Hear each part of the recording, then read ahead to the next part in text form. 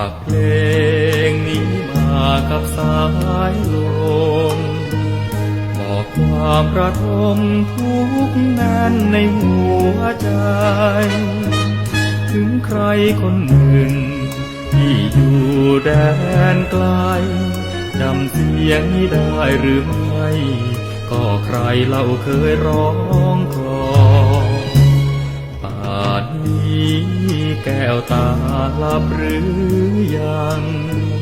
ห่วงคนอยู่หลังเขาบ้างหรือเปล่าหนอ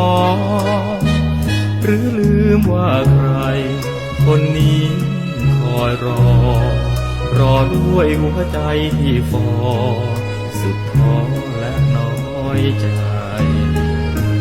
วันไหนถ้ามีเวลาว่างจดหมายมาบ้างอย่าทำเงียบไปกลัวความว้าเหวจะหันเหดวงใจลืมเพื่อนคน